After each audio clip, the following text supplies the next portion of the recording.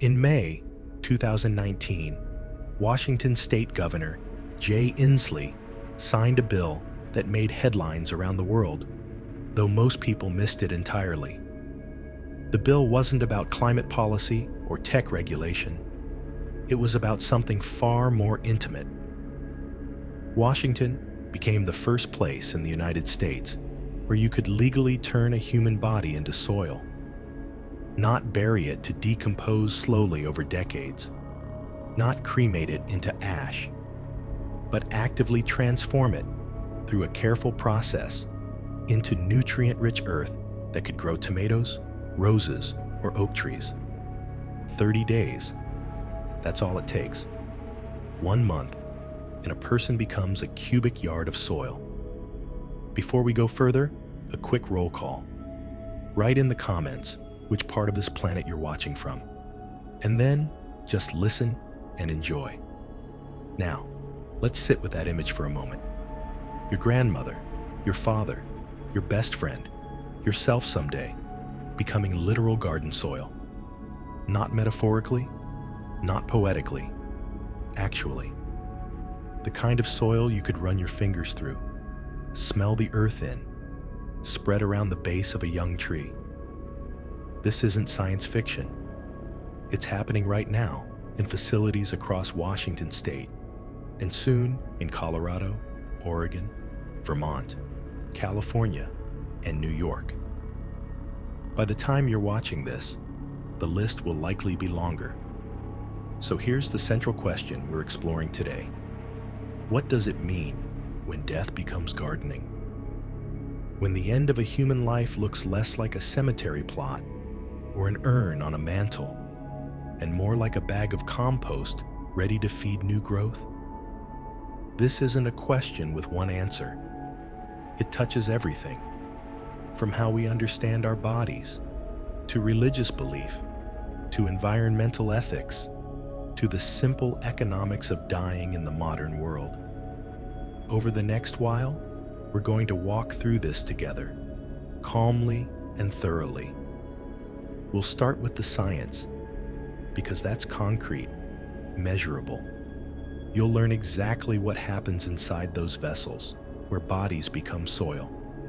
The temperature curves, the microbial activity, the chemistry of transformation. Then we'll visit the actual places where this happens, meet the people who tend these processes, understand the legal landscape that makes it possible or impossible depending on where you live. But we won't stop at the mechanics. We're going to look back, way back, at how humans have always returned their dead to nature. Tibetan sky burials, where vultures consume bodies on mountaintops. Zoroastrian towers of silence, indigenous scaffold burials on the Great Plains. This might feel revolutionary, but humans have understood this cycle for thousands of years. What's new isn't the philosophy, it's the technology and the legal permission. We'll run the numbers too, because they matter. The carbon footprint of cremation versus burial versus composting. The chemicals that leak from embalmed bodies into groundwater. The concrete vaults manufactured and transported for traditional burials. The land consumed by cemeteries in a world running out of space. And yes, we'll talk about what one human body actually becomes. Roughly 1 cubic yard, or 250 gallons, of soil. Enough to fill several large planters, or nourish a decent-sized garden bed, or plant around a memorial tree. Then comes the harder terrain, the emotional landscape. Because facts and figures don't capture what it means for a daughter to plant roses in her mother's soil, or for a widow to spread his husband's earth under the apple tree they used to sit beneath. We'll hear from families who've chosen this, their reasons, their experiences, their grief taking this particular shape. And we'll confront the resistance too, the disgust some people feel, the religious objections, the sense that this crosses some invisible line of dignity or sacredness. This matters right now for reasons beyond individual choice. We're in the middle of multiple crises that converge around death. Climate change makes every carbon emission count, and cremation burns fossil fuels while burial requires cement production and transport. Urban areas are running out of cemetery space, with some cities already reusing plots or building vertical mausoleums. Traditional funeral costs have climbed so high that many families go into debt to bury their dead with dignity. And underneath all of this, there's a cultural shift happening, especially among younger generations, toward seeing humans as part of nature's cycle rather than separate from it. The choice to become soil represents something larger than a burial method. It's a statement about what we think happens when life ends. Not spiritually, that's personal, but physically, materially. For most of human history, and still in most places today, what happens is obvious. Bodies go into the ground and slowly, invisibly, become part of the earth again. Burial hides that process. Cremation interrupts it with fire. Human composting makes it visible, intentional, complete within a definable time frame. Some people find this beautiful. The idea of feeding new life, of your physical matter becoming the literal substance of flowers or food. Others find it disturbing, too concrete, stripping away the mystery or transcendence they associate with death. Both reactions are valid. This isn't about convincing you to choose this for yourself or your family. It's about understanding what this choice reveals about how we're reimagining death in the 21st century. So that's where we're headed. From the science of decomposition to ancient practices of returning bodies to nature. From environmental mathematics to emotional testimony. From legal battles to backyard gardens. We'll move slowly, look from multiple angles, and by the end, you'll understand not just how this works, but what it means that this is even possible now. Because here's what's really happening. We're watching death care evolve in real time. For over a century, Western death practices have been dominated by preservation, permanence, and separation from natural processes. Embalming, metal caskets, concrete vaults, cremation that turns bodies to ash in 2 hours at extreme temperatures. All of these distance us from the fundamental biological truth that bodies decompose, that matter cycles, that what dies feeds what grows. Human composting doesn't fight that truth. It works with it, accelerates it, makes it purposeful. And whether you find that approach appealing or not, it's worth understanding. Because this is becoming more common, more accepted, more legally available. Your children or grandchildren will likely see this as just another option, unremarkable as choosing between burial and cremation is now. The question isn't whether this will continue to spread. It will. The question is what it tells us about how we're changing our relationship with mortality, with our bodies, with the earth we live on and return to. That's worth exploring carefully, without rush, without judgment. So let's begin at the beginning. Let's talk about what actually happens when a human body transforms into soil. Let's get concrete. What actually happens inside those vessels where bodies become soil? Not the poetry of it, not the symbolism, but the biology, the chemistry, the measurable transformations that occur over 30 days. The process is called natural organic reduction, though some facilities call it terramation or human composting. The technical term matters less than what it describes. Accelerated decomposition under controlled conditions that mimics what happens in nature, just much faster and more intentionally managed. Here's the basic equation. You need four things: a human body, organic materials that provide carbon and structure, oxygen flowing through the system, and specific temperature and moisture conditions. Get these elements right, and microbes do the rest. Not special microbes introduced from outside.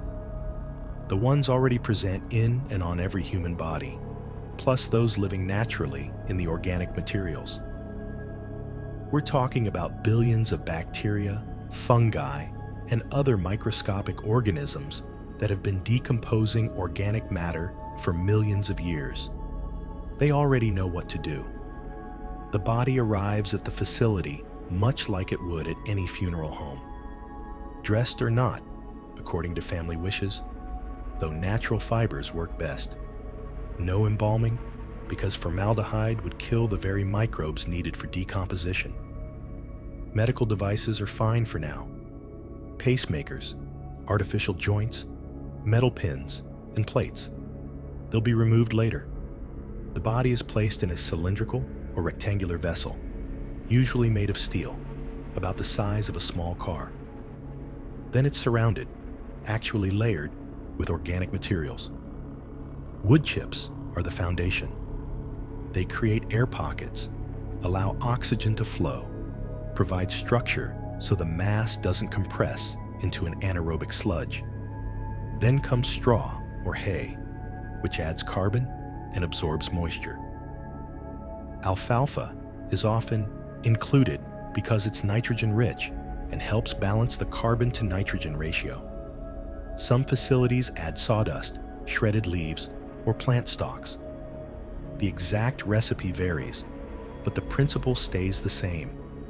Create an environment where aerobic bacteria can thrive. Oxygen is crucial. This isn't burial, where anaerobic decomposition happens slowly in the absence of air, producing methane and that characteristic smell of decay. This is aerobic, meaning oxygen-fueled, which is faster, cleaner, and produces carbon dioxide and water as primary byproducts.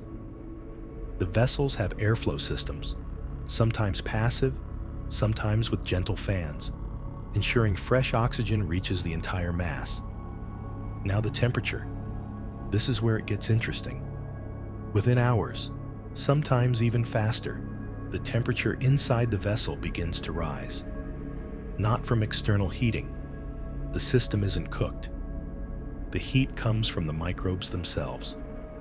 Billions of organisms consuming organic matter, breaking chemical bonds, releasing energy. That energy manifests as heat. The temperature climbs to around 55 to 60 degrees Celsius, roughly 130 to 140 Fahrenheit. It stays there for weeks. This range isn't accidental.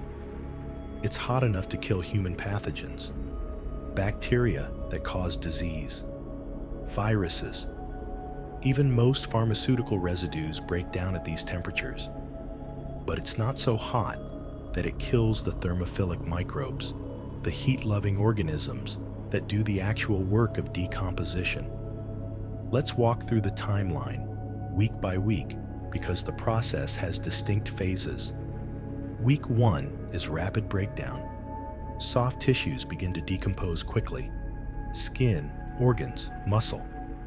The microbes are consuming proteins, fats, carbohydrates. The body's cellular structure breaks apart.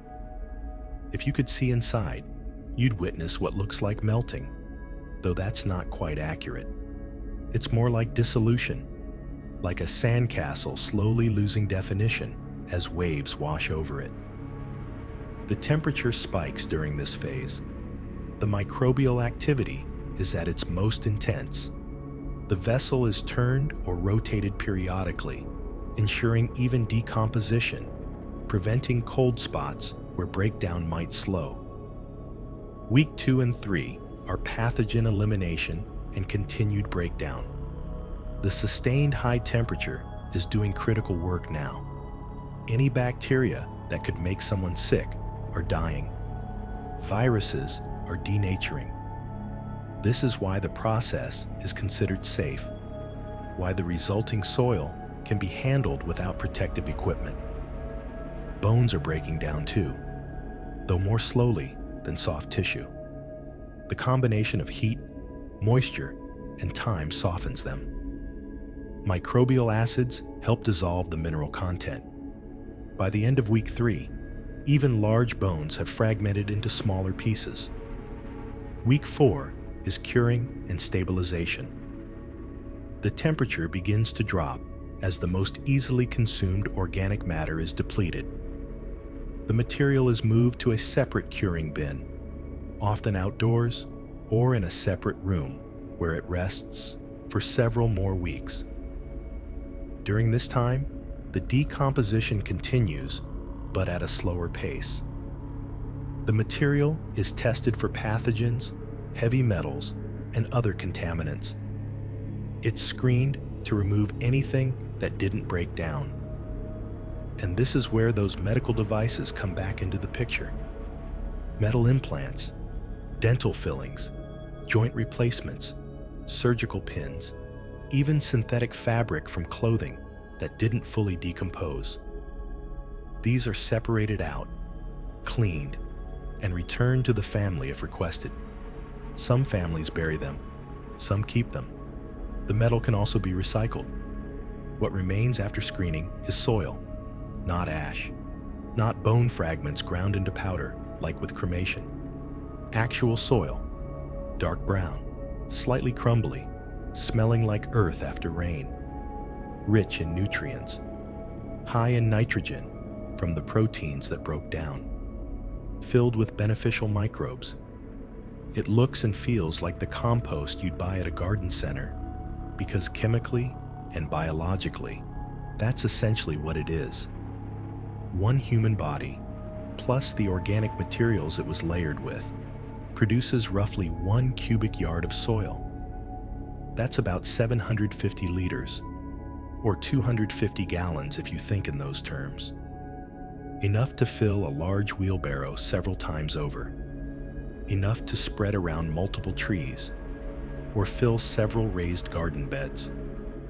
Now let's contrast this with traditional burial decomposition, because people often assume the end result is the same.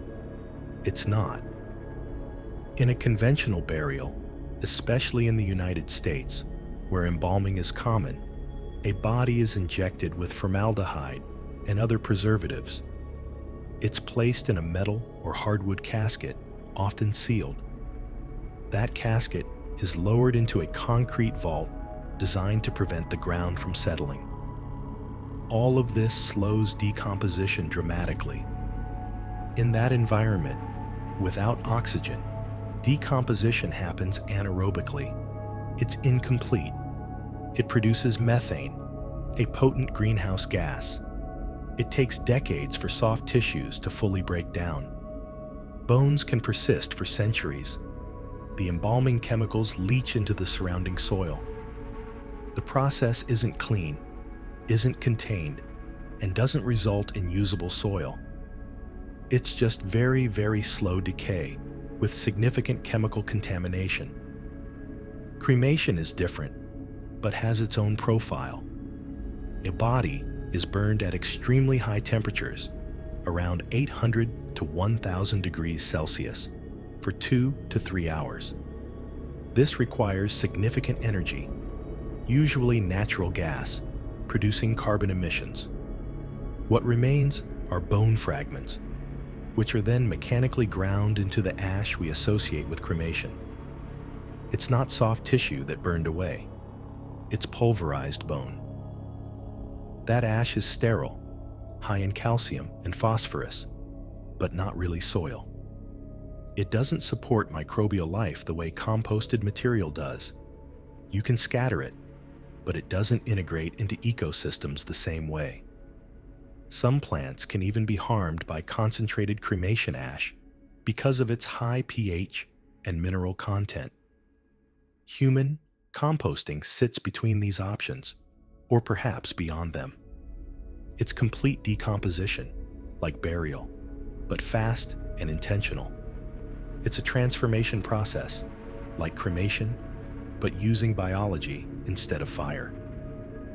And it produces something genuinely useful, genuinely alive with microorganisms, genuinely capable of supporting new growth. The science here isn't speculative. These same thermophilic composting principles have been used in agriculture and waste management for decades. Composting livestock, managing crop residues, breaking down organic waste. The temperatures, the microbial communities, the timeline, all of this is well understood and documented.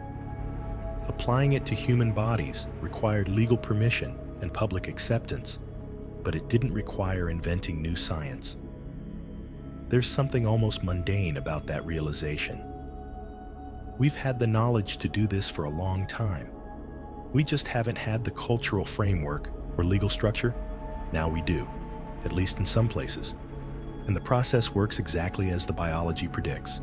Reliably, safely, completely. So that's the science. Microbes, heat, oxygen, time.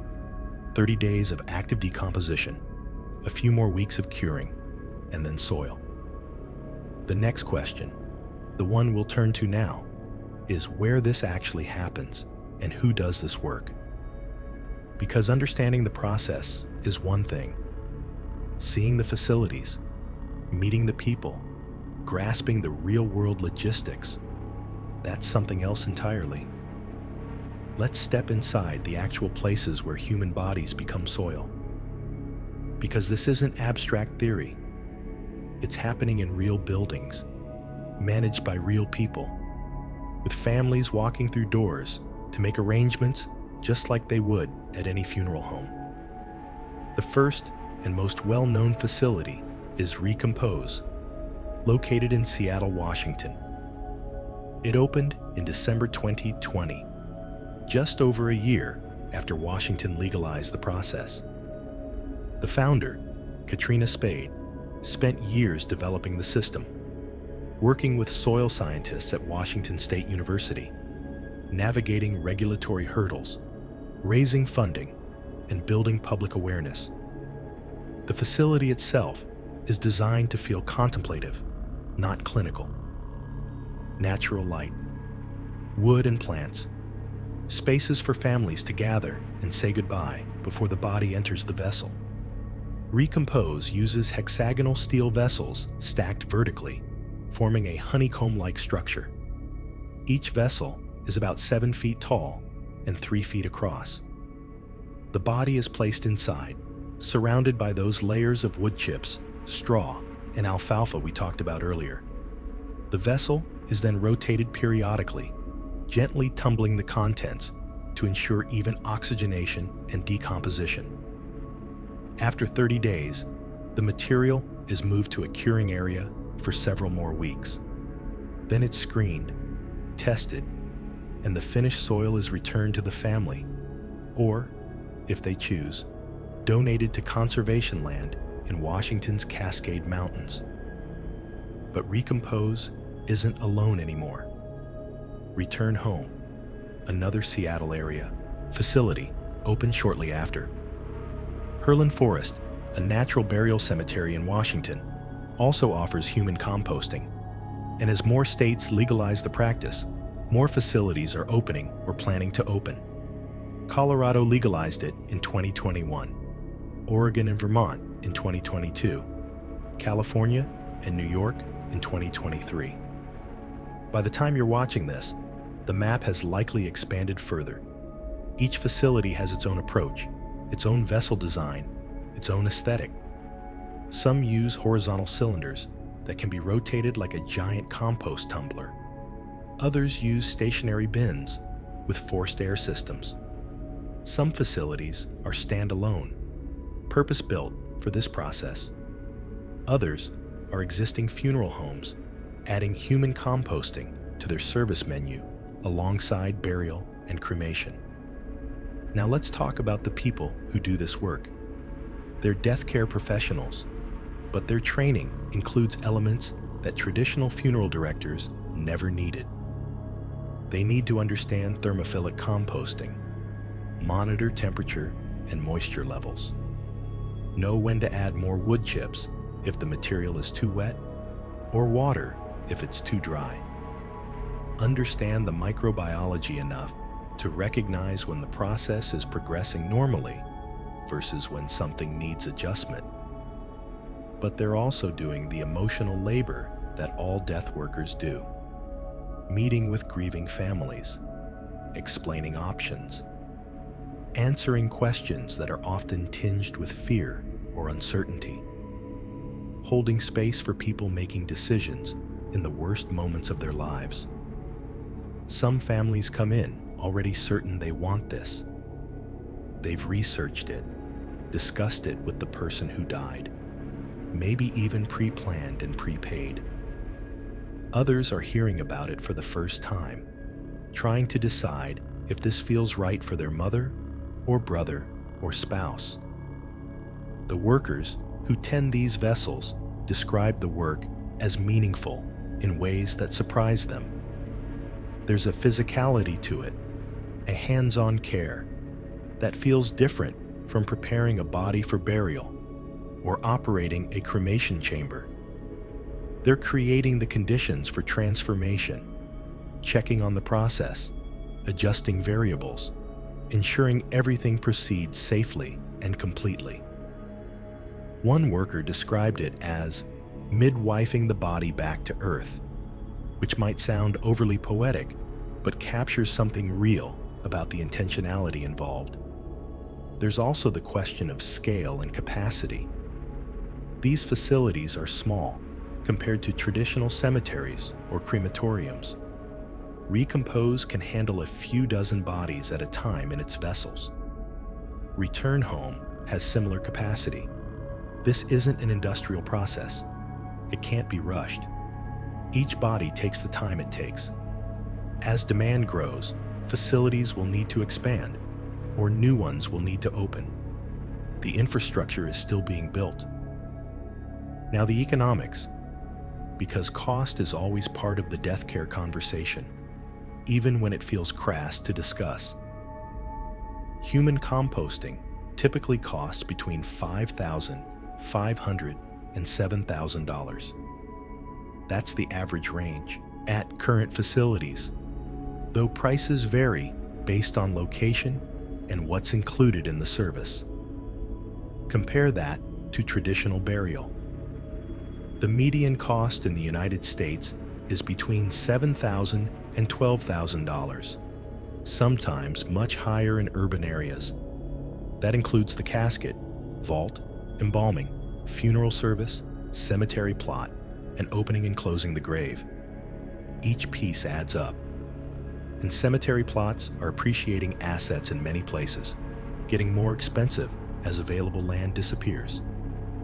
Cremation is cheaper, usually between $1,000 and $3,000 for direct cremation with minimal services. That's why cremation rates have been climbing for decades. Economics matter when families are grieving. So human composting sits in the middle. More expensive than basic cremation, but comparable to or less expensive than traditional burial. And for people motivated by environmental concerns, the cost feels justified. They're paying for a process that aligns with their values, that does something they see as beneficial rather than just disposing of remains. But here's an important note about access. Right now, human composting is only legal in a handful of states. If you live in Texas or Florida or most of the Midwest, this option doesn't exist for you legally. You'd have to transport the body to a state where it's legal, which adds complexity and cost.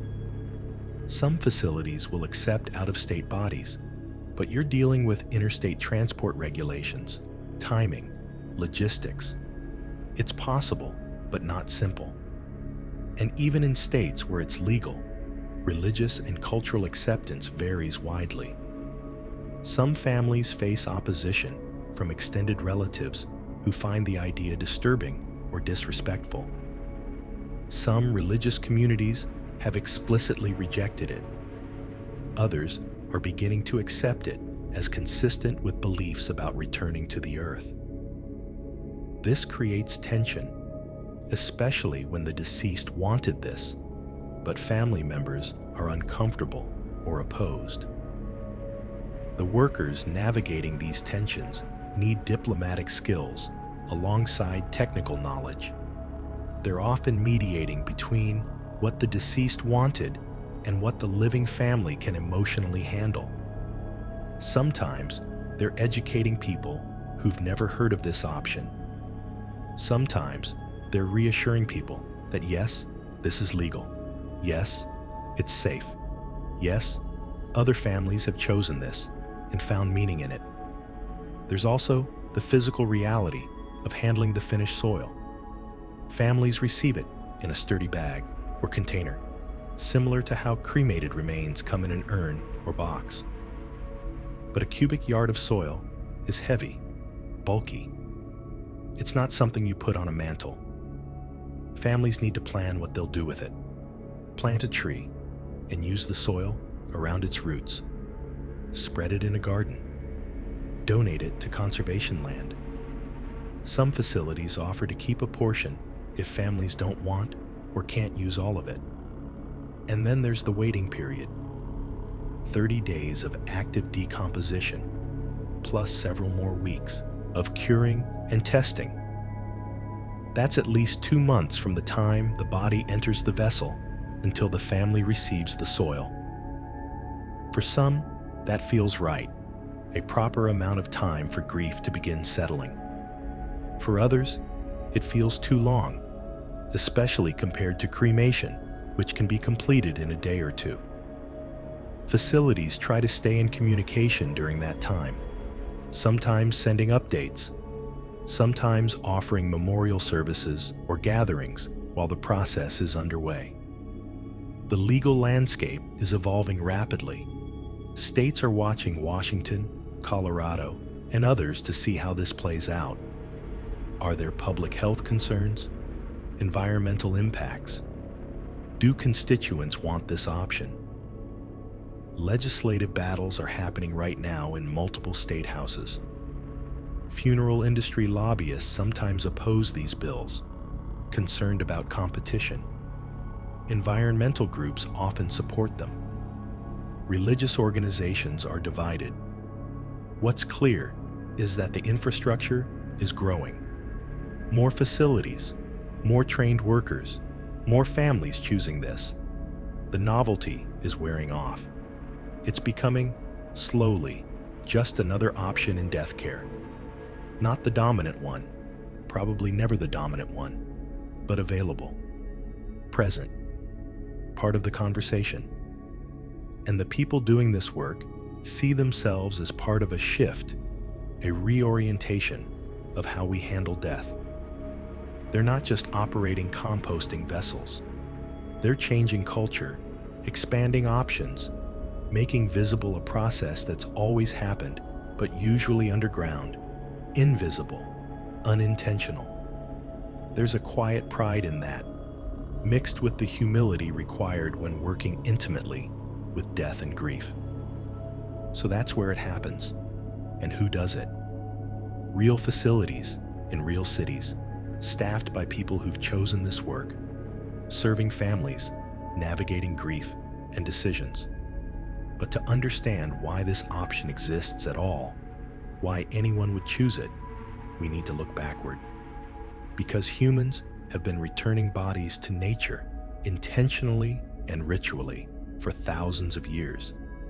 The technology is new. The impulse is ancient. Human composting might have been legalized in 2019, but the idea that bodies should return directly to nature, that death feeds life, that decomposition is sacred, this is older than written history. We've done this before. We've always known this. We just forgot for a while, or chose to look away. Let's start high up, literally. In Tibet and parts of Mongolia, Bhutan, and Western China, There's a practice called jader, which translates roughly as giving alms to the birds. Westerners call it sky burial, though that name misses something essential about the ritual. When someone dies, the body is carried to a designated location, usually on a mountainside or elevated rock formation. Monks or lamas perform ceremonies, chanting prayers, preparing the spirit for its journey. Then the body is methodically cut apart by a specialist called a rogyapa, and the pieces are offered to vultures. This isn't disposal. It's not disrespectful. It's deeply intentional. In Tibetan Buddhism, the body after death is an empty vessel. The consciousness has moved on. What remains can serve a final purpose by sustaining other living beings.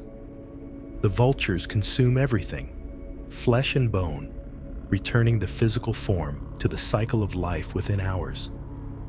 Nothing is wasted. Nothing is preserved. The body becomes part of the birds, which fly across the landscape, eventually dying themselves, feeding the soil and scavengers, continuing the cycle. The environmental logic is profound. Tibet's high plateau has little wood for cremation fires. The ground is often frozen too hard for burial. Sky burial emerged partly from practical necessity, but it became sacred practice, a way of embodying Buddhist teachings about impermanence and compassion. You give your body back. You feed life. Your last act is generosity toward other beings. Similar thinking appears in Zoroastrianism, one of the world's oldest continuously practiced religions. Zoroastrians traditionally use structures called dogmas, towers of silence, where bodies are placed on elevated platforms exposed to the elements and scavenging birds. The theology differs from Buddhism. The details differ, but the core principle echoes. Bodies return to nature through decomposition facilitated by other creatures. Fire, earth, and water are considered sacred elements that shouldn't be polluted by dead matter. So air burial, exposure, becomes the proper method. These practices face challenges now. Vulture populations in Tibet and India have declined dramatically, partly due to veterinary drugs that poison birds who feed on livestock carcasses. Fewer vultures means sky burial becomes more difficult, slower, incomplete. Some communities have had to adapt, using cremation or other methods. But the tradition persists where possible, valued not just for practical reasons, but for what it represents about relationship with death and nature. Now turn toward North America before European colonization.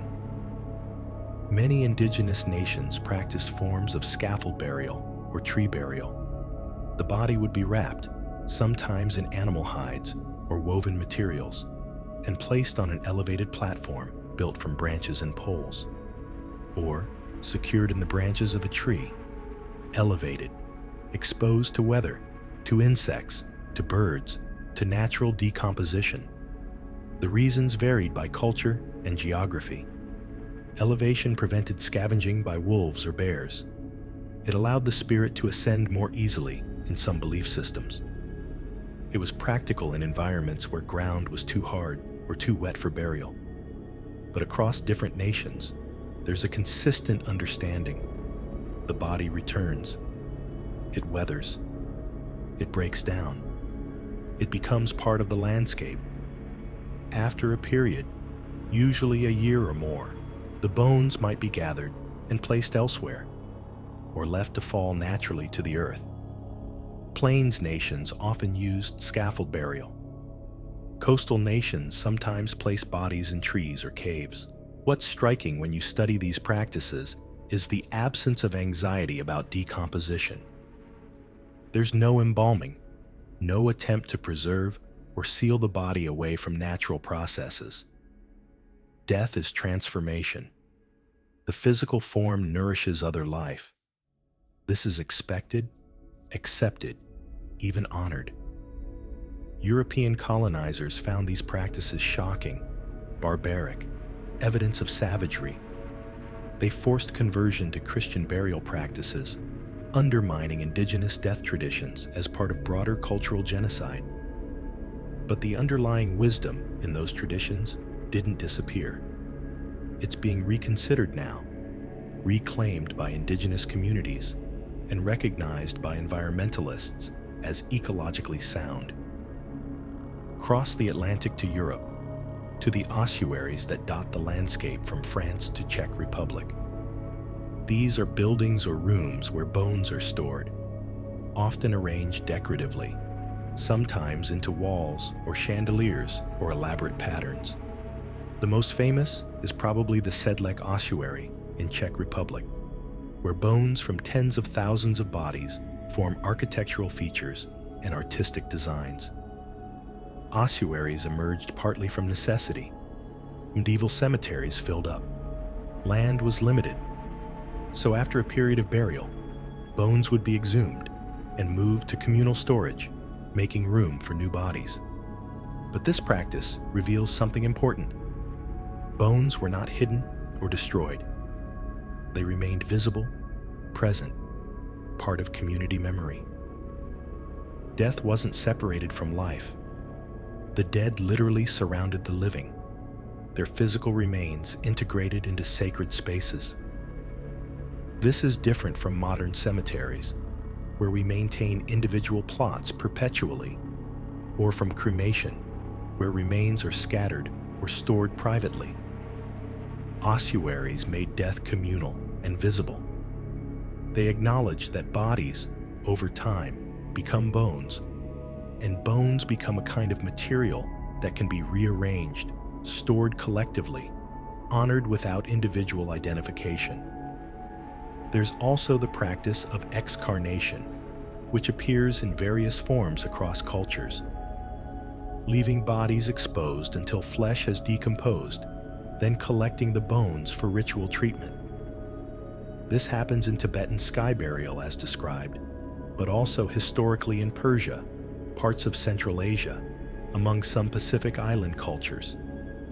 The two-stage approach, flesh separate from bone, each handled differently, recognizes that decomposition itself is a process with phases, each meaningful. What connects all these practices, despite their cultural and geographic differences, is a fundamental acceptance of decomposition as natural and necessary. Bodies are temporary structures. After death, they return to the elements. This return can be slow or fast, visible or hidden, individual or communal, but it happens. Fighting it, preventing it, sealing bodies away from natural processes, this is the historical anomaly, not the norm. The shift toward preservation, toward embalming and sealed caskets and concrete vaults, is relatively recent and culturally specific. It took hold in the United States, particularly during and after the Civil War, when embalming allowed bodies to be transported long distances for burial. It became associated with respectability, with caring properly for the dead. The funeral industry built around these practices, standardizing them, making them seem inevitable and universal. But they're not universal. They never were.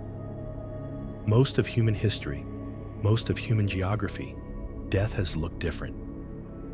Bodies have returned more directly, more visibly, to the ecosystems that sustain them in life. Human composting, when you situate it in this longer view, isn't radical innovation. It's modern reinterpretation of ancient wisdom, using contemporary technology to achieve what sky burial or scaffold burial or exposure achieved: complete, intentional return to nature. The difference is control and speed. Ancient practices worked with natural decomposition, but didn't accelerate it artificially. They relied on weather, scavengers, microbial action, happening at its own pace. Human composting intervenes, creates optimal conditions, completes the process in weeks instead of years. But the philosophy underneath is continuous. Death is not an ending that requires permanent preservation. It's a transformation that feeds ongoing life. Some people, encountering this history, feel relief, a sense of coming home to something humans understood for millennia before modern death practices obscured it. Others feel discomfort, like we're regressing, abandoning advances in sanitation and dignity. Both responses make sense. We're navigating between reverence for traditional wisdom and the particular sensibilities modern life has cultivated around death.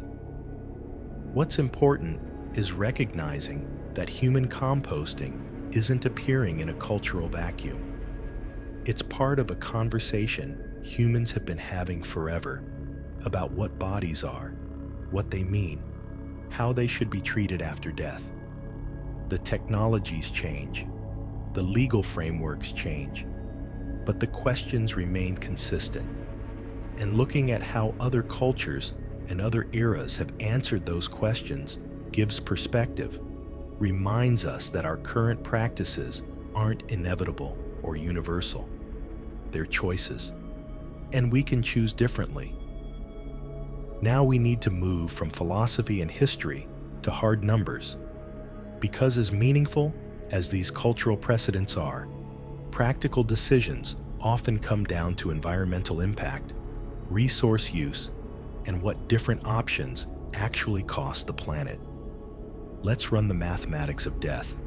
Let's talk about what death costs the planet. Not in money, but in carbon, in energy, in resources extracted and consumed and released.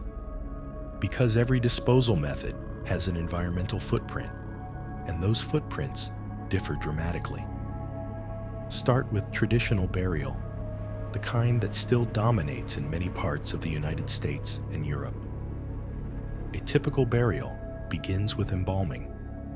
The body is drained of blood and filled with embalming fluid, primarily formaldehyde, mixed with other chemicals like methanol and ethanol. Formaldehyde is a known carcinogen. It's toxic to aquatic life, and it doesn't stay in the body forever. Over time, as the body decomposes inside the casket, those chemicals leach into the surrounding soil. From there, they can migrate into groundwater. Studies have found elevated formaldehyde levels in soil and water near cemeteries, especially older ones where thousands of bodies have been embalmed and buried over decades. We're talking about millions of gallons of embalming fluid entering the ground annually in the United States alone. That's not an environmental neutral act. Then there's the casket. Traditional caskets are made from hardwoods like oak, cherry, or mahogany, or from metals like steel, bronze, or copper.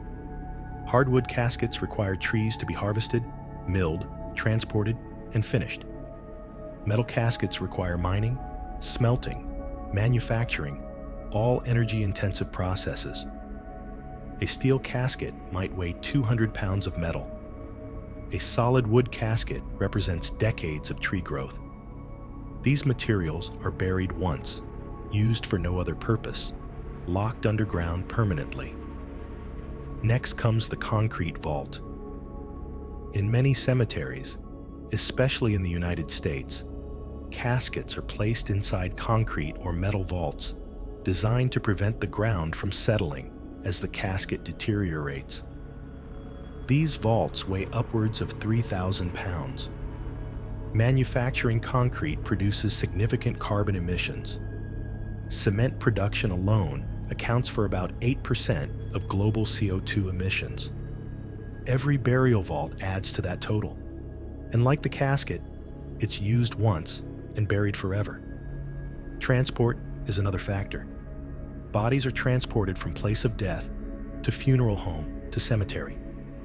Mourners drive to visitations and services and gravesides. If the deceased is buried far from where they died, that might mean long-distance transport by specialized vehicle. All of this burns fossil fuels. Then there's the land. Cemeteries occupy enormous amounts of space. In the United States, there are roughly 144,000 cemeteries, covering more than 1 million acres. That's land removed from other uses, from habitat, from carbon-sequestering forests or wetlands or grasslands. And cemetery land is maintained, often intensively. Mowing, watering, landscaping, pesticide, and herbicide applications. All of that requires energy, equipment, chemicals. Added up, one traditional burial consumes roughly 30 million BTUs of energy when you account for embalming, casket manufacturing, vault production, and cemetery maintenance. It introduces toxic chemicals into soil and water. It permanently sequesters resources underground. And it occupies land in perpetuity. Now, cremation. For decades, cremation has been presented as the environmentally friendly alternative. It takes up no cemetery space. It doesn't require embalming or caskets or vaults. It seems cleaner, simpler, and in some ways it is. But the environmental cost is real. A cremation chamber, called a retort, burns at temperatures between 760 and 1150 degrees Celsius, roughly 1400 to 2100 degrees Fahrenheit. Maintaining those temperatures for 2 to 3 hours requires substantial energy, typically from natural gas, though some facilities use propane or, rarely, electricity. One cremation consumes approximately 285 kilowatt hours of energy, equivalent to about 1 month of electricity use for an average household. That energy use translates to carbon emissions. Estimates vary based on the energy source and efficiency of the equipment, but a typical cremation releases between 200 and 400 kilograms of CO2 into the atmosphere. That's roughly equivalent to driving a car 600 to 1,000 miles. Not catastrophic for a single cremation, but multiply that by the millions of cremations performed annually worldwide, and it becomes significant. There are other emissions too. Cremating a body releases mercury vapor from dental fillings. It releases other heavy metals and trace chemicals from medical devices, from synthetic materials in clothing, from whatever substances were in the body. Modern crematories in wealthy countries often have filtration systems to capture some of these pollutants, but older facilities, or those in less regulated regions, might not. And even with filtration, some emissions escape.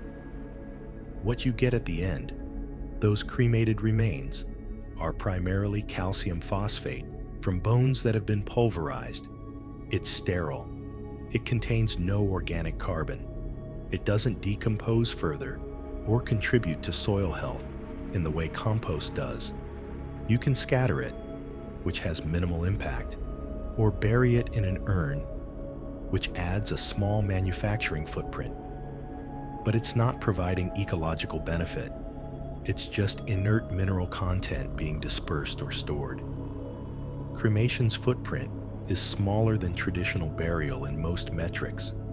No embalming chemicals, no casket or vault materials, no perpetual land use. But it's not environmentally neutral. It's just exchanging one set of impacts for another, trading chemical and material inputs for energy consumption and airborne emissions. Now, human composting. Let's walk through the environmental accounting. The energy required is minimal. The vessels don't need heating because the decomposition process generates its own heat. Some facilities use small fans or rotation mechanisms, which consume electricity, but we're talking about a few kilowatt hours over 30 days, not hundreds. One estimate puts the total energy use for human composting at about 1/8 the energy of cremation. Carbon emissions follow the same pattern. Because there's no combustion, no fossil fuels being burned to generate high heat, the direct emissions are minimal. The primary greenhouse gas produced is CO2 from microbial respiration, the same CO2 that would be released if the body decomposed naturally in soil. There's no net addition of carbon to the atmosphere because the carbon in a human body came from the atmosphere originally through plants consumed as food, through the carbon cycle. Composting just returns it at a different pace than burial. The materials involved are all organic and relatively low impact.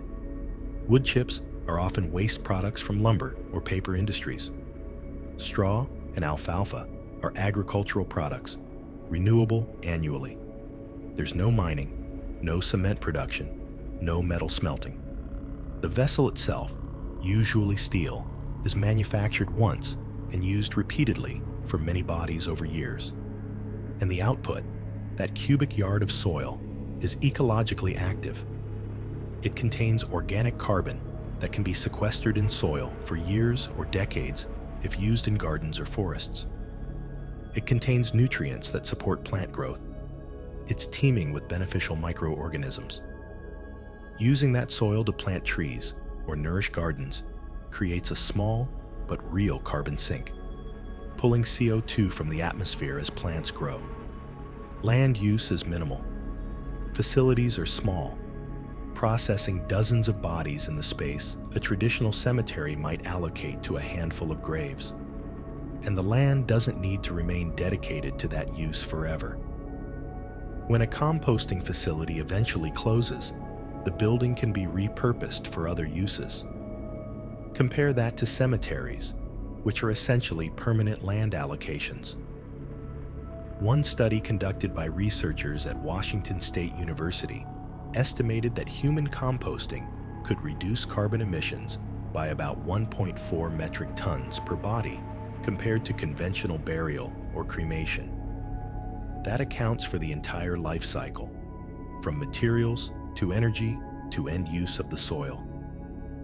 Over a lifetime of, say, 3 million deaths per year in the United States, if even a portion chose composting, the cumulative carbon reduction would be substantial. But let's be honest about scale and context. Individual death method choices, while meaningful, aren't going to solve climate change. The carbon footprint of one burial or cremation or composting is tiny compared to the emissions from transportation, energy production, agriculture, and industry over a person's lifetime. Choosing composting over cremation saves the equivalent of a few weeks of driving. That's not nothing, but it's not everything either. Where it matters more is in aggregate and trajectory. If death practices shift broadly toward lower impact methods, if millions of people over decades choose composting or natural burial or other reduced impact options, that creates measurable environmental benefit. And there's symbolic and educational value in making choices that align with environmental values, even in death. It reinforces the connection between human activity and ecological health. There's also the chemicals question beyond carbon. Human composting eliminates embalming, so no formaldehyde in groundwater. The composting process breaks down most pharmaceutical residues that might be in body tissues. The high temperatures denature most synthetic compounds. Testing of finished compost has shown contaminant levels below safety thresholds for heavy metals, pathogens, and organic pollutants. It's safe to handle, safe to use around plants, safe for the environment. Compare that to the ongoing chemical load from cemeteries, the persistent organic pollutants from cremation, and composting looks remarkably clean. Not zero impact, nothing is, but low impact, aligned with natural cycles, producing something beneficial rather than just disposing of waste. Now, the harder question: what if this scales massively?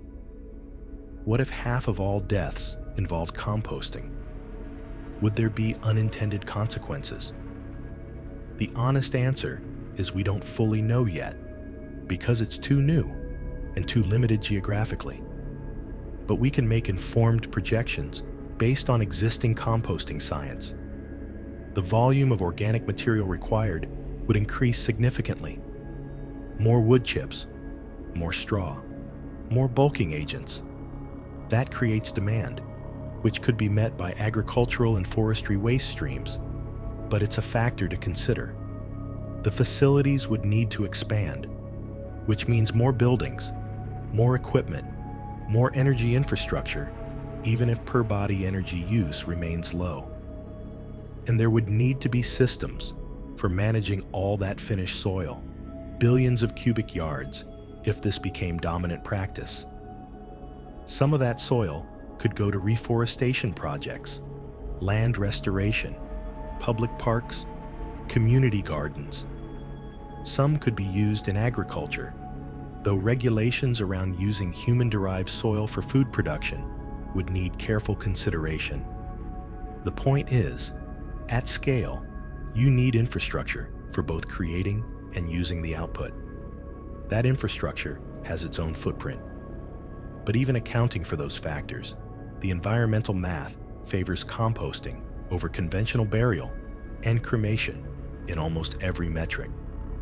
Lower energy, lower emissions, lower chemical impact, lower land use, and a beneficial output. It's not perfect, but it's significantly better by most measures that matter environmentally. And there's one more dimension worth considering: cultural shift. Choosing composting is often part of a broader environmental consciousness.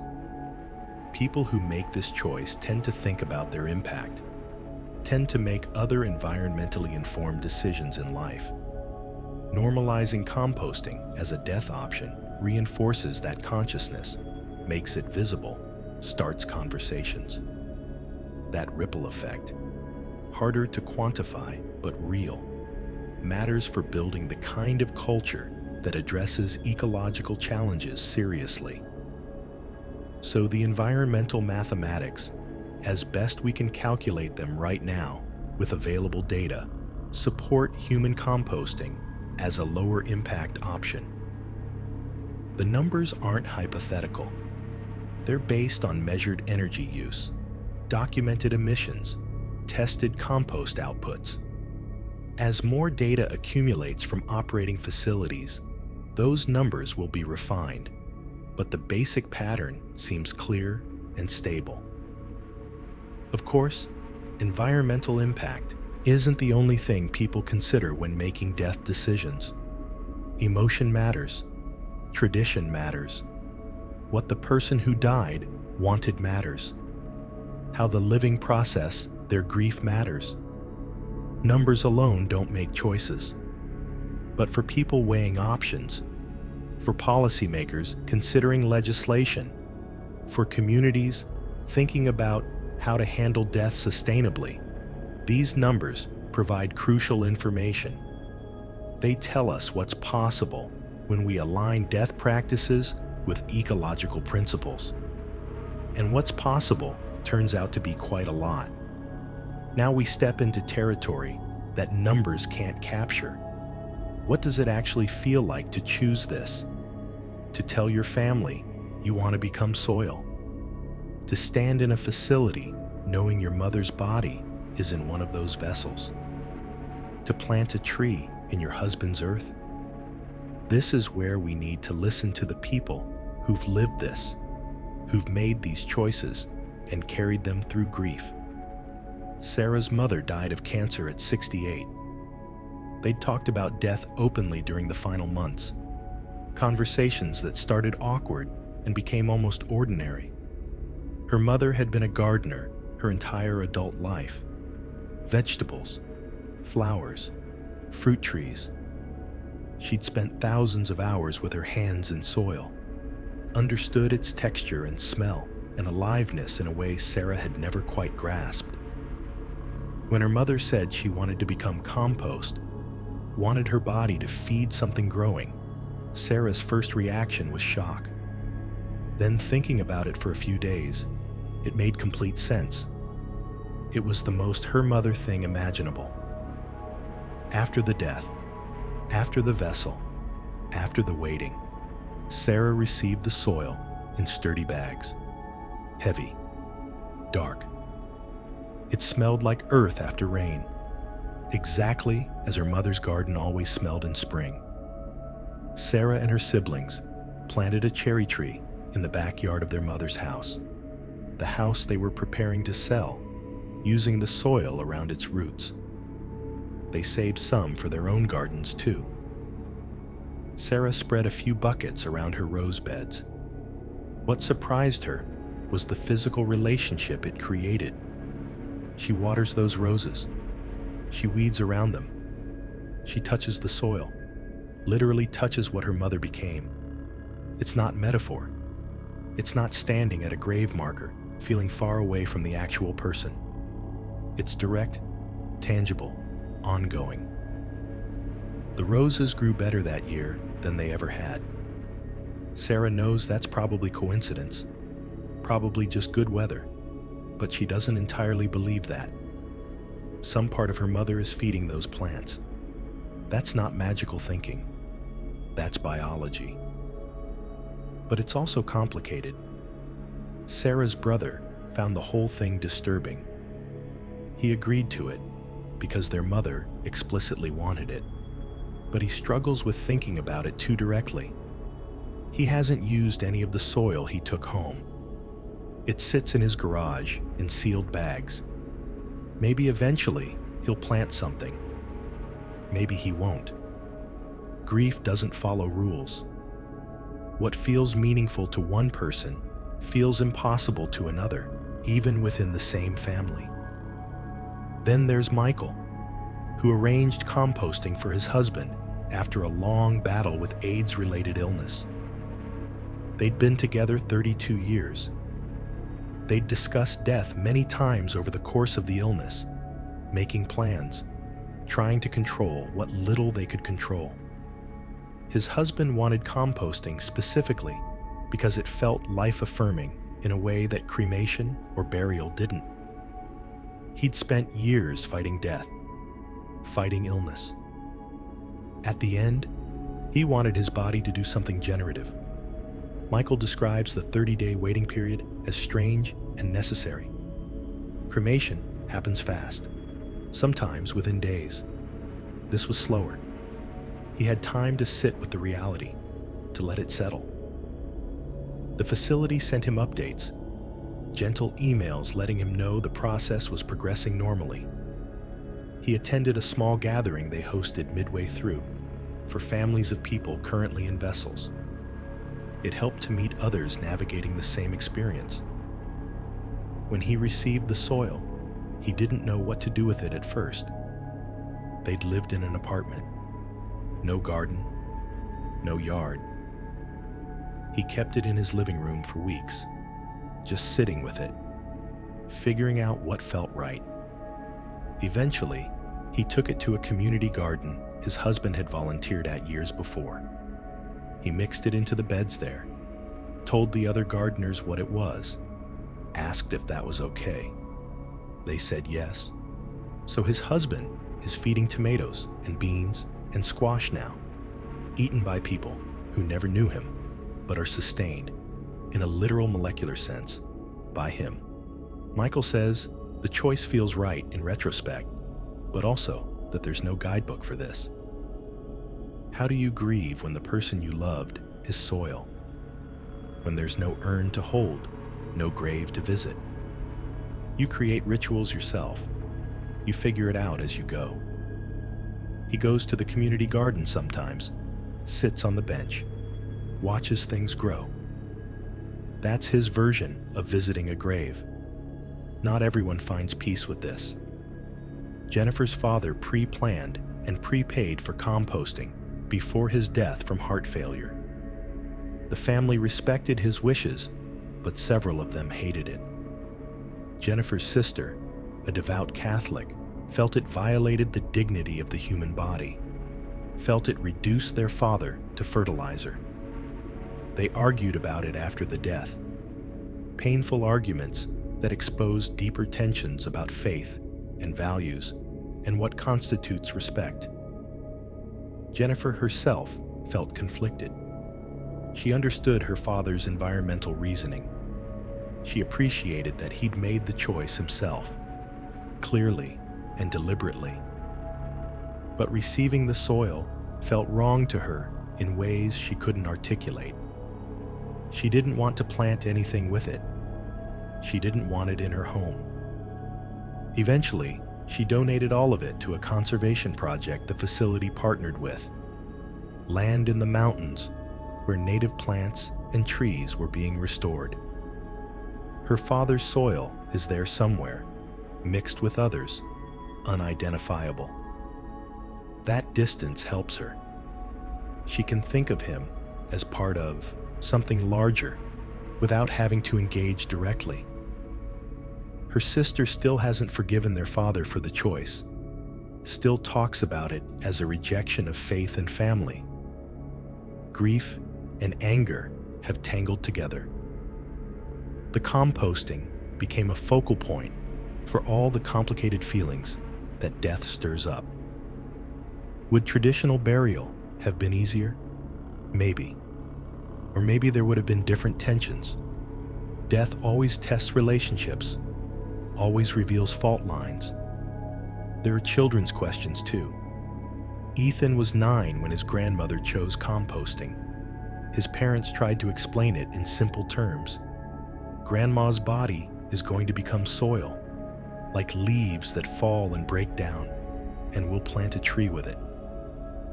Ethan asked a lot of questions, uncomfortable ones. Will we be able to see her? Will she still look like Grandma? Does it hurt? His parents navigated as best they could, trying to be honest without being frightening. When they planted the tree, a young oak in their backyard, Ethan helped dig the hole, mix in the soil, water it in. He seemed okay with it in the moment. Later, he told his mother he dreamed about Grandma being in the ground, trying to get out. The imagery had scared him in ways they hadn't anticipated. They had to do more talking, more reassuring. Explain again that the body is just the body, that Grandma wasn't in there anymore feeling trapped, that this was a way of helping new things grow. Years later, Ethan's fine with the tree. He climbs it sometimes.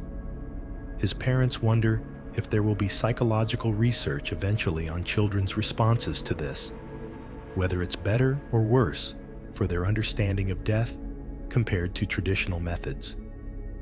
Right now, they're just figuring it out, hoping they're doing right by both their son and their mother's memory. Religious responses span a spectrum.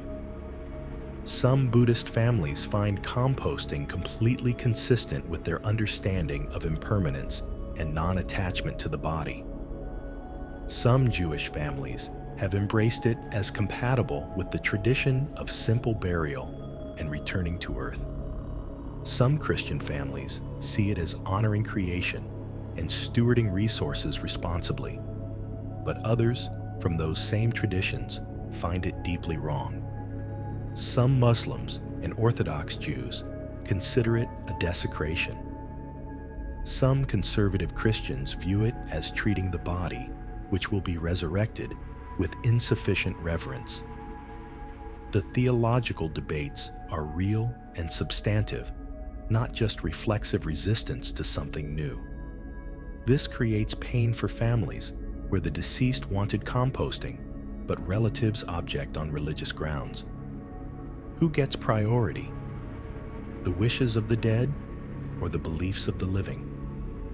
There's no universal answer. Different families resolve it differently. Some compromise, choosing natural burial instead of composting, which feels more acceptable to religious relatives. while still being environmentally minded. Others stand firm with the deceased's wishes regardless of family discomfort. These decisions fracture some families, bring others closer together through the necessary conversations. Then there's the sensory reality. Soil has weight, texture, smell. It's not abstract. Several people describe the experience of opening the bag or container for the first time, seeing what their loved one became. Some found it profound, moving, exactly right. Others found it shocking, had to step away, needed time before they could engage with it. The physicality is unavoidable. You can't pretend it's not happening when you're literally holding it. And there's ongoing relationship. If you plant something with the soil, you tend it. You watch it grow. You water it during droughts. You prune it. You harvest from it if it's a fruit tree or vegetable garden. The person's death becomes part of your daily or weekly life in a very material way. For some people, that's comforting, a continuing bond. For others, it's too much, too present, doesn't allow enough distance to process the loss. Therapists and grief counselors are beginning to encounter clients who've chosen composting for family members. They're developing frameworks for thinking about it, but the research is still sparse. Grief theory generally distinguishes between continuing bonds with the deceased, which can be healthy, and inability to accept the death, which can be problematic. Where does tending a tree planted in someone's soil fall on that spectrum? It depends on the individual, on how it affects their functioning and emotional well-being. What's emerging from these early experiences is that composting doesn't make grief easier or harder. It just shapes it differently. It provides different rituals, different focal points, different ways of maintaining connection or seeking closure. Like any death practice, it works for some people and not others. The key is choice, having the option available for those who find meaning in it. There's also the social dimension. Talking about this choice with others. Explaining at a dinner party that your mother is currently in a composting vessel. Mentioning casually that you're using your father's soil in the garden. Some people are fascinated, want to know more. Others recoil, change the subject quickly. It marks you as different, unconventional, willing to engage with death in ways many people aren't comfortable with. That can feel isolating, or it can feel like finding your people. One woman described joining an online community of families who've chosen composting. They share photos of what they've planted, discuss how to talk about it with children, support each other through the process. Having that community mattered to her, made her feel less alone in a choice that most people in her immediate life found strange. The emotional landscape around composting is still being mapped. We're in the early years. The long-term psychological effects, the cultural normalization, the generational differences in acceptance, all of that will become clearer with time. What we know now is that this choice carries emotional weight, creates specific kinds of grief work, and means different things to different people, even when they're making the same choice. It's not simple. It's not easy. But then, nothing about death is. What composting offers is another option, another way of navigating loss, another ritual for those who find meaning in directly returning the body to ecological cycles. For some, that's profoundly important. For others, it's incomprehensible. Both responses are valid. Death practices always are. Let's address the obstacles, the concerns, the reasons why this isn't universally accepted or available. Because understanding a practice means understanding not just what works, but what doesn't. what people resist, what limitations exist in reality. Start with medical exclusions. Not every body can be composted. If someone died of certain infectious diseases, specifically ones that can survive the composting process or pose unusual risks, most facilities won't accept the body. Ebola is the standard example. Though deaths from Ebola in countries where composting is legal are extraordinarily rare. Prion diseases, like Creutzfeldt-Jakob disease, are another exclusion. Prions are misfolded proteins that cause fatal neurological conditions, and they're remarkably resistant to heat, chemicals, and decomposition. The temperatures in composting vessels, while high, don't reliably destroy prions. Some radioactive cancer treatments also disqualify bodies temporarily or permanently. If someone receives certain types of radiation therapy close to time of death, their body tissues might contain radioactive isotopes. Those need to decay to safe levels before composting is possible, or the person isn't eligible at all, depending on the treatment.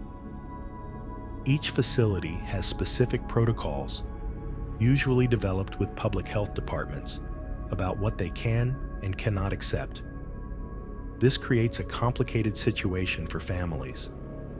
Someone might plan their entire death around composting, discuss it with family, make arrangements, and then learn after death that it's not actually possible because of medical factors. Facilities try to screen for this in advance when people pre-plan, but it's not always predictable. A sudden illness requiring treatment that disqualifies someone can upend everything. Then there's the regulatory landscape, which is fragmented and evolving. Only a handful of states currently allow human composting. Legislative efforts in other states have stalled or failed. Why? Several reasons. Funeral industry lobbying is significant. Traditional funeral homes see composting as competition that could erode their business model.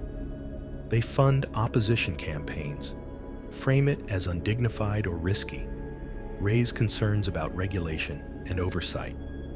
Some of these concerns have merit. Composting facilities need proper regulation, temperature monitoring, pathogen testing, environmental, compliance, worker safety protocols. These things matter and require governmental oversight. But the question is whether the regulations are being designed to ensure safety or to make the process so expensive and burdensome that facilities can't operate profitably. That line gets debated intensely in state legislatures. Religious organizations have also lobbied against legalization in some states. Catholic dioceses have testified in opposition, arguing it disrespects the dignity of the human body and conflicts with teachings about bodily resurrection. Not all Catholics agree with these institutional positions, but the organized church leadership has been a barrier in several states. Public health departments sometimes express concerns, though these have largely been addressed as more data emerges from operating facilities. Early worries about disease transmission, environmental contamination, or improper decomposition haven't materialized in practice. The process, when properly managed, is safe. But regulatory agencies move cautiously, especially with something that touches death, public health, and environmental protection simultaneously. Even in states where it's legal, local regulations can create obstacles. Zoning restrictions might prohibit composting facilities in certain areas. Environmental permits can be difficult to obtain. Some counties or municipalities have added their own layers of regulation beyond state requirements. This makes it expensive and time-consuming to open facilities, which limits availability. There's also the question of what happens to the soil legally. In Washington, where this started, the soil is classified as something between cremated remains and compost. Families can use it privately without restriction, but there are limitations on commercial use or sale. You can't bag it up and sell it at a garden center. You can donate it to conservation projects or give it to others, but not commodify it. Other states have slightly different frameworks. New York initially struggled with how to classify the soil, whether it's human remains subject to certain protections or a byproduct that's simply soil. These legal ambiguities create uncertainty. What if you move to another state? Can you transport the soil across state lines? What if you scatter it on public land without permission? What if you use it to grow food and then sell that food commercially? Are there any restrictions? These questions don't all have clear answers yet. The law is catching up to the practice. Now, the cultural resistance, what some researchers call the yuck factor. Humans have deep-seated disgust responses around death, decay, and bodies. These responses are partially biological, evolved to keep us away from disease sources, and partially cultural, learned through socialization. Composting triggers these responses for many people because it makes decomposition visible and purposeful rather than hidden and incidental. Psychological research on Discuss shows that it's particularly strong around violations of bodily boundaries and mixing categories that are supposed to stay separate. Dead bodies becoming something else, especially something that then touches living plants or enters ecosystems, feels like dangerous category mixing to many people. The fact that it's actually safe doesn't eliminate the visceral emotional response. This disgust often fades with exposure and education. People who initially find composting repulsive sometimes change their minds after learning more, after meeting families who've chosen it, after sitting with the idea long enough for it to become less foreign. But that process takes time.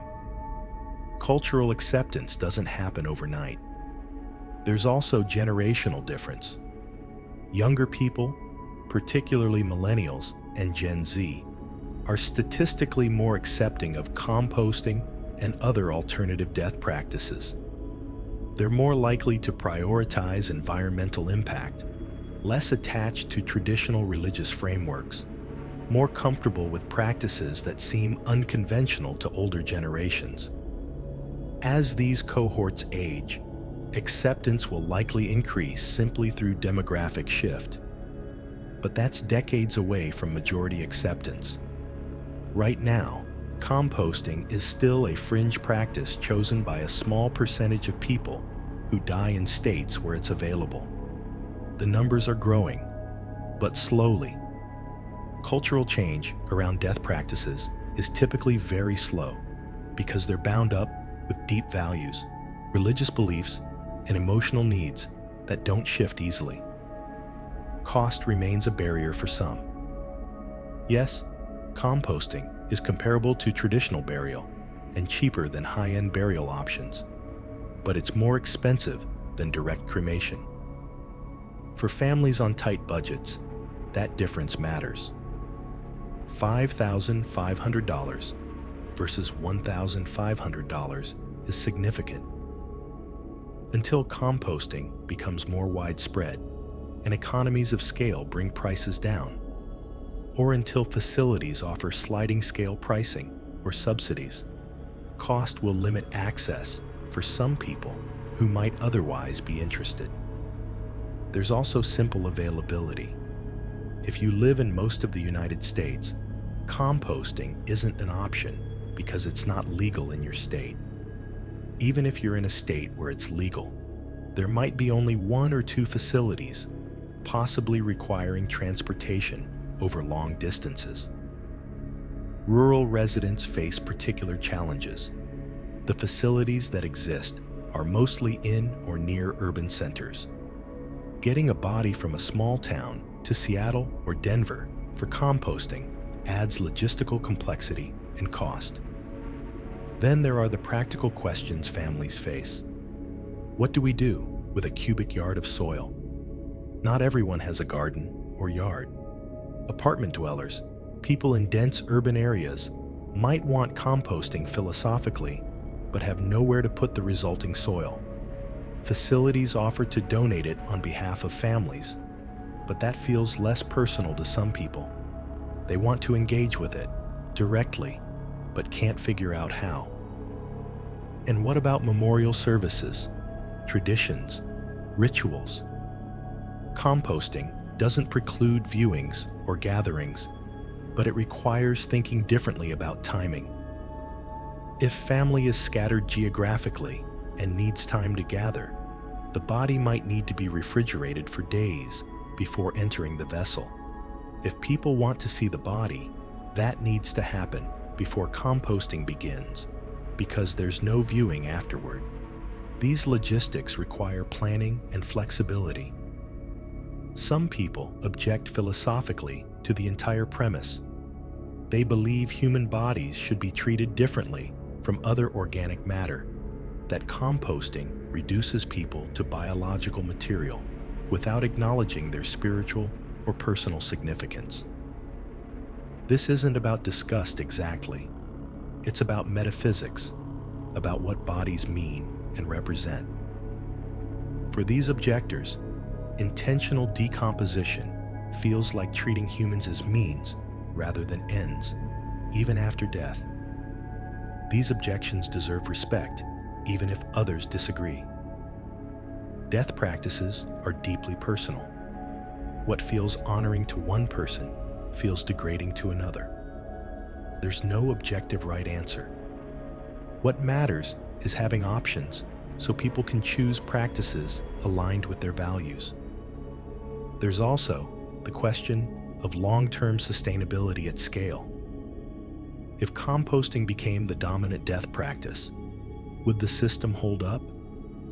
Would there be enough facilities, enough organic material, enough land to use all that soil? The answer is probably yes, given that agricultural composting already happens at enormous scale, but it would require significant infrastructure development. And there are edge cases and complications. What about people who die far from composting facilities, in accidents, or while traveling? What about mass casualty events? What about people whose families disagree about disposition and end up in legal battles? Composting adds another option to those disputes, which doesn't necessarily make them easier to resolve. Some critics worry about normalization, leading to coercion. If composting becomes socially valued as the environmental choice, will people feel pressured to choose it, even if they'd prefer something else? Will there be moral judgment of those who choose burial or cremation? These social dynamics around good deaths and bad deaths are real. We see them already in other contexts. Composting advocates generally emphasize choice and autonomy, but cultural pressure can be subtle and powerful. Then there's the question of what happens to the practice long term. Will it remain a niche option or expand broadly? Will new technologies emerge that make it faster, cheaper, more accessible? Will other countries adopt it or develop their own approaches? Will there be scandals or failures that damage public trust? The practice is too new to predict its trajectory with confidence. What we can say is that obstacles exist at multiple levels: legal, cultural, practical, emotional, economic. These obstacles are being addressed slowly and unevenly. Some will likely resolve as the practice matures and normalizes. Others might persist, representing fundamental tensions that can't be fully eliminated. Understanding these objections and limitations is part of understanding composting honestly. It's not a perfect solution. It's not for everyone. It's one option among several, with its own strengths and weaknesses, its own supporters and critics.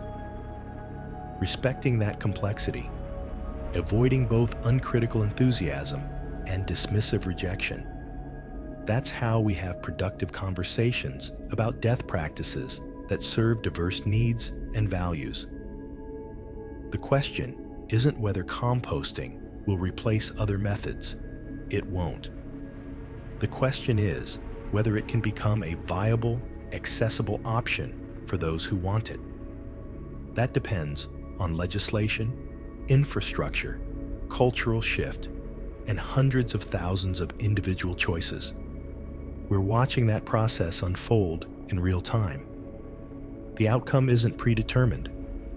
It's being shaped right now by the decisions people make, the laws governments pass, the stories that get told about what this practice means.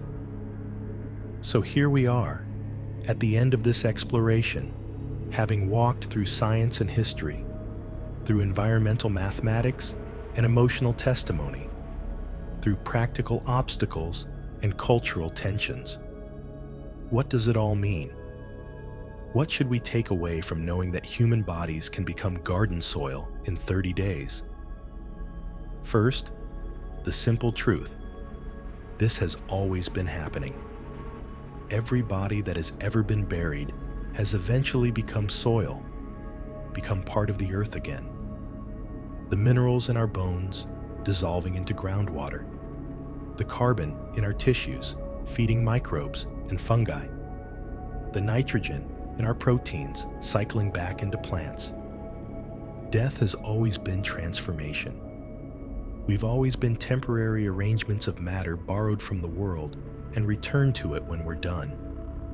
Composting doesn't change that fundamental reality. It just makes it visible, intentional, and fast. Instead of happening slowly over decades underground, it happens in weeks inside a vessel. Instead of being hidden and incidental, it's managed and purposeful. Instead of producing contaminated soil mixed with embalming chemicals and casket materials, it produces clean soil that can be used immediately. This visibility matters. For a century or more, Western culture has worked hard to distance death from daily life. We've professionalized it, medicalized it, moved it behind closed doors. Most people go their entire lives without seeing a dead body outside of a carefully prepared, embalmed presentation at a funeral home. We speak about death in euphemisms. Passed away, lost, no longer with us.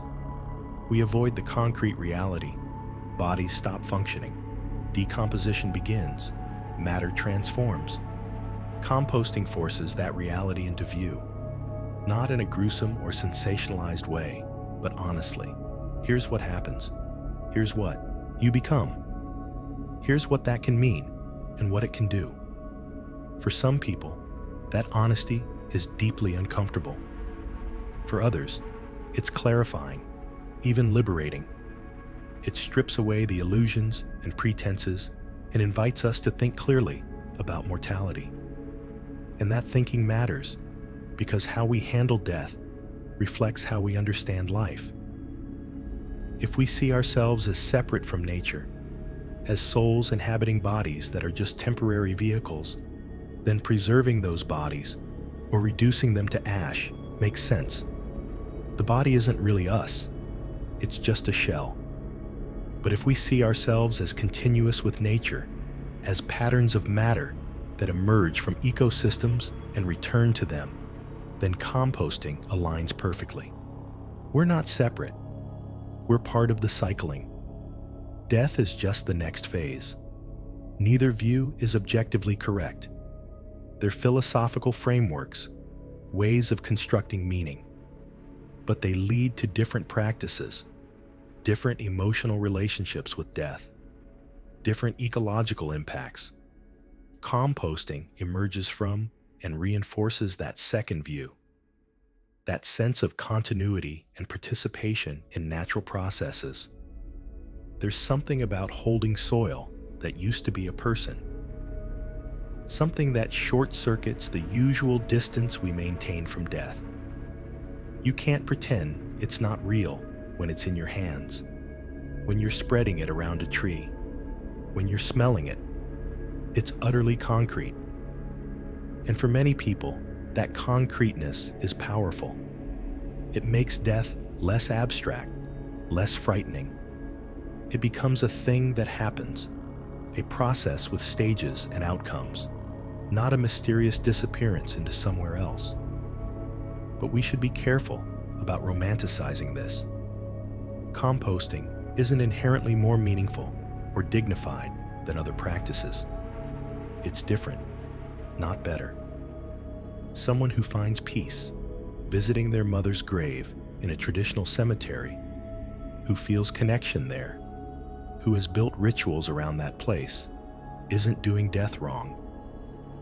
Someone who keeps their partner's cremated ashes in an urn on the mantle, who talks to them sometimes, who finds comfort in that presence, isn't missing something essential.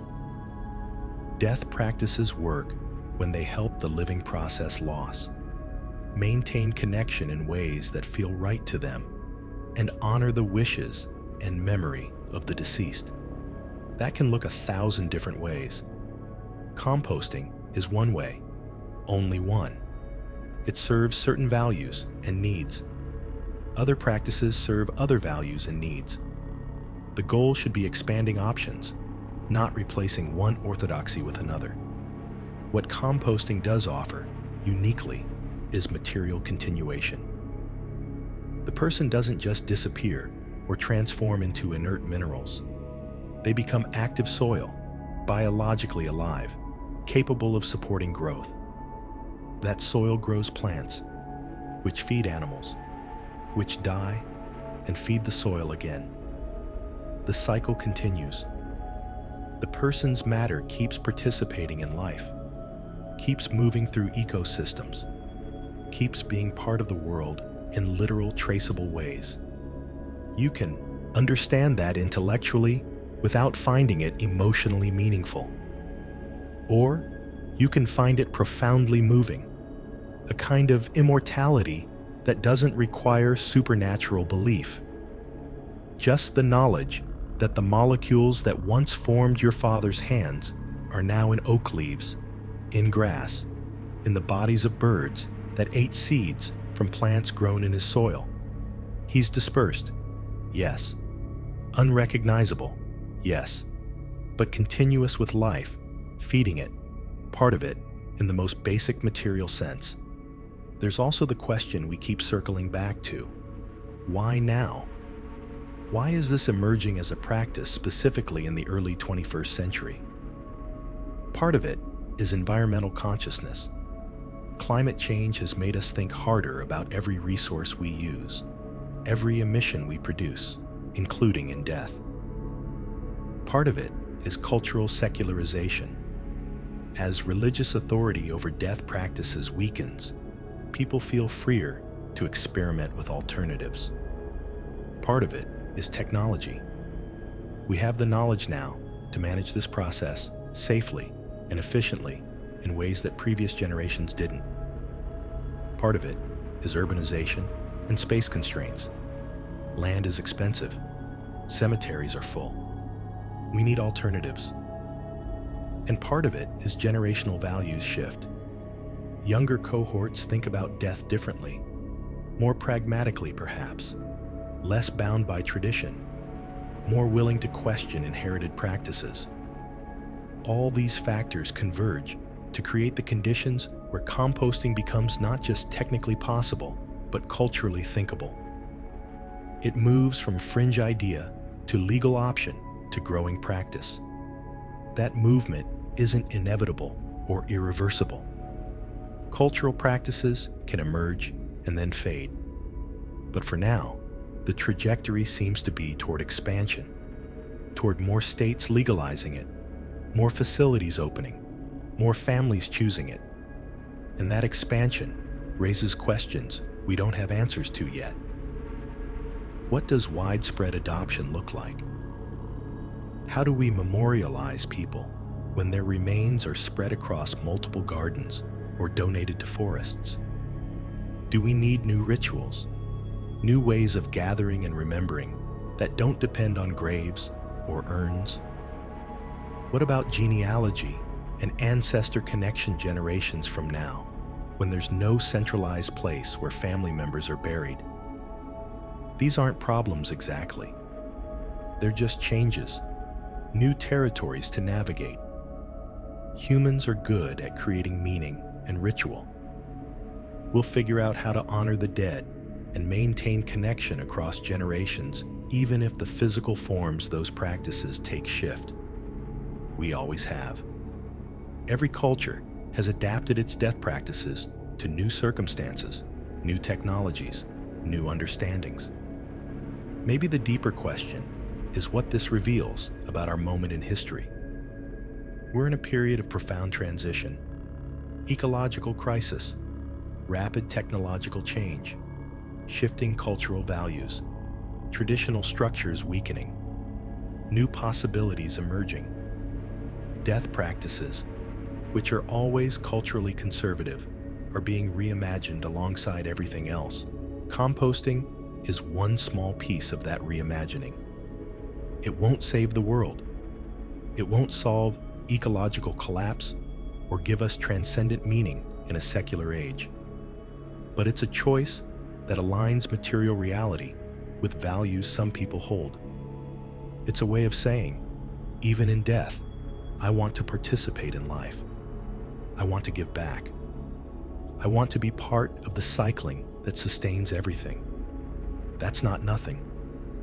In a world where so much feels extractive, where we take and consume and discard, where our lives often feel ecologically destructive, choosing to become soil is a final act of contribution. It's a way of leaving something useful, something alive, something that keeps working after you're gone. Not everyone will want that. Not everyone should. But for those who do, having the option matters. It matters practically, allowing them to align their values and their death. And it matters culturally, signaling that we're willing to reconsider even our most foundational practices, that we're capable of changing how we do death to reflect what we understand now about ecology, about our place in living systems, about what bodies are and what they can become. Walk through any garden, touch the soil there, consider what it's made of: decomposed leaves, dead insects, the bodies of worms and microbes, minerals weathered from rock, organic matter cycling through endless transformations. That soil is alive because of all the death it contains. Life feeds on life feeds on life. That's not morbid. That's not depressing. That's just how it works. That's the fundamental engine of existence. Human composting doesn't create that cycle. It just lets us participate more consciously, more intentionally. It lets us say, this is what I am, material organized temporarily into a person. And when that organization ends, let the material keep going, keep feeding, keep being useful.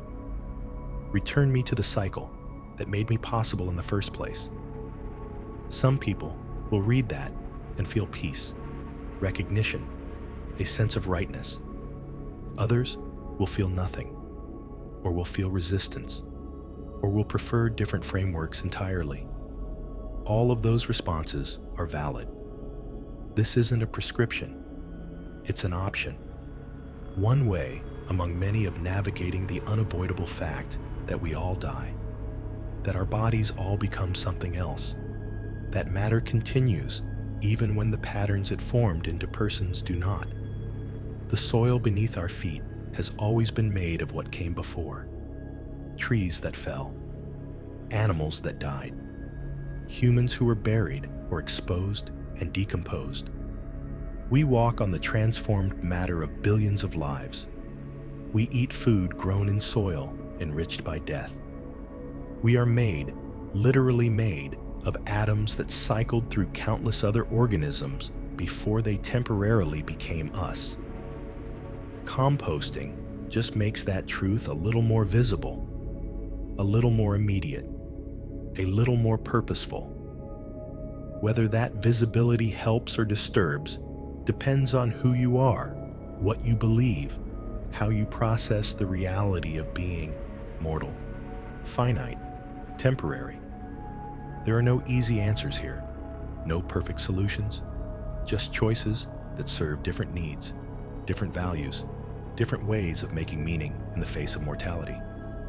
Human composting is one choice. Traditional burial is another. Cremation is another. Natural burial, green burial, aquamation. Each with its own logic, its own emotional texture, its own environmental footprint, its own cultural resonances. The question isn't which one is right. The question is, what feels right to you? And increasingly, what's your impact? And how do you want to be remembered? And what do you want your body to do after you're done with it? Those questions don't have universal answers. They're personal, shaped by experience and belief and values that differ from person to person. What matters is having the space to ask them, the options to choose among, the freedom to decide for yourself what your death will mean and what your body will become. And maybe, in the asking and choosing, we become a little less afraid, a little more at peace with the fundamental impermanence of these lives we're living, a little more connected to the world that made us and will receive us back when we're finished. That soil in the garden, those roses growing, that oak tree reaching toward sunlight, all of it fed by what came before, all of it part of the cycling that continues. And someday, if we choose, we can be part of that too. Not metaphorically, actually. 30 days from death to soil, from person to earth, from temporary form to ongoing transformation. That's what's possible now. That's what we've learned how to do. Whether it matters to you personally is something only you can answer. But knowing it's possible, understanding what it means, seeing it in context of human history and environmental reality and the emotions of those who've chosen it, that's worth something. That's worth sitting with. That's worth carrying forward as we each, eventually, face the same questions about how we want to end and what we want to leave behind. The soil is patient. It's always been patient. It waits for all of us, eventually. Composting just lets us meet it intentionally, contribute consciously, become part of what grows next, with a little more clarity about what that means. And maybe that's enough.